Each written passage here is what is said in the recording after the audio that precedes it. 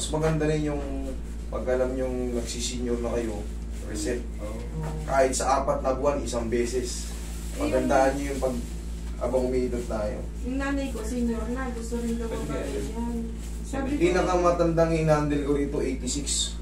Kaya naman yun, obserbahan ko. Eh, siyempre, assess ko kung ano yung problem. Basta walang opera si mami. wala naman siyang opera. Wala Kaya mga... kidney problem lang yung kidney disease lang. Pagka gano'n, yun ang problema. Weak ang lang. Tandaan nyo, pag mayroon kayong kidney disease, lahat ng mga balat-balat nyo kahit konting tabig lang sa inyo, nasasakpan kayo. Weak ang immune system mo. Kaya hindi rin siya, haplos lang siya ng pagmamahal. Kaya ko na mag-i-handle. Pero, siyempre, kada kilos ng matatanda. Kahit wala sa kanyang gumalaw, gumalaw lang siya. Oo. Oo nga. Kahit walang gumalaw, ganun. Siyempre, may kidney disease ka. Oo. Very fragile yung buong katawan mo. Relax. Sarap na yun. Tandaan nyo, huwag lang kayo maliligo today. Bukas na. Kung gabi naman kayo maliligo, okay lang. Kasi maaga pa eh. Pag kung gabi kayo maliligo tayo. Huwag lang yung pag-uwi nyo ng Gentry. Gentry. Malayo na yung biyahe pa rin. Oo. Eh, siyempre, katawan natin. Kumaga may cool down. Hindi ka naman mamamatay sa... Yes! Nagilid. Hindi nga, wala nakakamatay sa hindi pagligo. Para, hindi, may pag-aaral niyan. Ang hindi pagsunod-sunod na pagligo, nakakabata. Oo.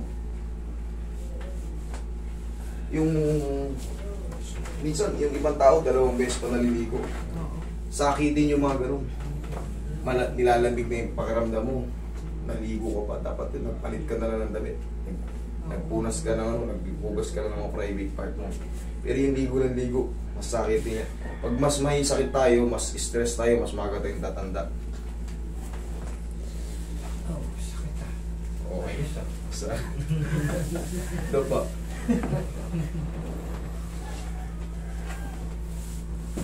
Hindi yun masakit. Maaano ka lang. Magugulat ka.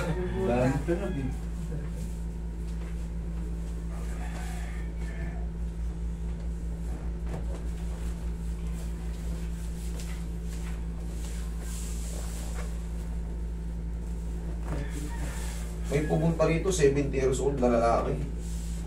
Ang bata tignan siguro para mga 45 lang, 70 years old na. Tinanong ko, sir, anong sikreto mo, sir? Sa totoo lang, yung pagligo, kailangan hindi raw sunod-sunod. Sabi niya. Kasi minsan talaga, kahit di maganda pakiramdam natin, nililigo pa natin. Hanggang sa natutuloy ng sakit eh. Kung isang araw, 2 araw, okay, huwag lang sa linggo. Hindi na ako naliligo bukas. Lalo kung nasa bahay lang naman. Oo. Nasa bahay lang. Pero kung talagang nag-job, trabaho tayo sa opisina. May daily job. Oo. Pero kung nasa bahay ka na naman, pakuya-kuya ka ikaw, ligo ka ng ligo eh. Sa tayo, hindi pwede nyo maliligo. Araw-araw. Nasa palengke kasi din eh.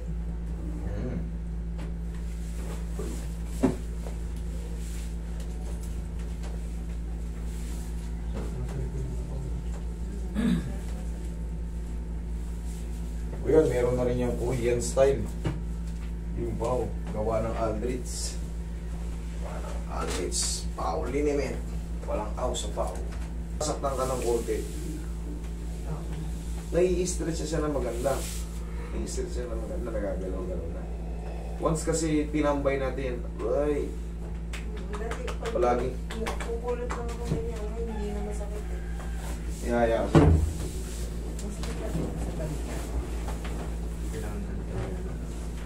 Pero ngayon, kahit bigla-biglain mo na yan, wala na yan. Yung talagang intense pain namin, sana sabi mo no, aabot ka lang, masakit ka agad. Hindi na. Hindi na yan. Pero masakit pa rin po. Ibalik yun dito sa balik. At saka dito. Yung ngawit yun. Okay. Inhale. Exhale. First na kasi kanina. Diyan ka lang muna sir, ha? ayusin natin yung mga tuhod nyo para naka-ready kayo sa mga walking.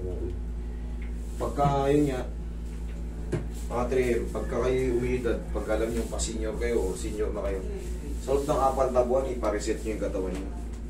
Malaking bagay yun. Para kayong narin nyo yung, ano nyo, yung lakas nyo. Yung mga joint nyo, sa lansan. Yung mga muscle nyo, mga tendon nyo na massage. Gaganda yung mga flexes nyo. Kasi pag umiidad tayo, pangkaraniwan na yung tinatawag na sign of aging. May inabot ka lang pa ganun, sumakit yung makit yung tagiliran mo kasi hindi na tayo nakakapag-stretch talaga. Gumagapok tayo habang umiidad. Kung sa labas nga, kumukulubot yung balat natin. Sa loob din, ganun din. Natutuyo rin yung mga, yung mga joint natin. Mga annulus natin.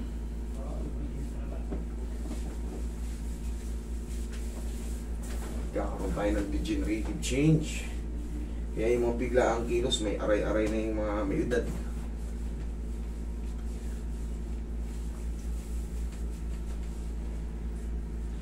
Si mami niyo may ano, di ba, may kidney disease. Panoorin niyo si Doc Atoy. Yung doktor na yun, si Dr. Atoy Arboleda. Kaso ang hirap, wala din siyang clinic sa amin doon. Manonood lang kayo ng vlog niya, matututunan niyo kung paano yung i-prepare yung pagkain sa mami niyo. Yan lang. Sa Facebook meron na yung YouTube. Tandaan niyo, Dr. Atoy Arboleda, magaling yan. 0 po ka. Oo, yung ganun magsalita na napanood ko na. Wala yun. Yung sa ano bang ano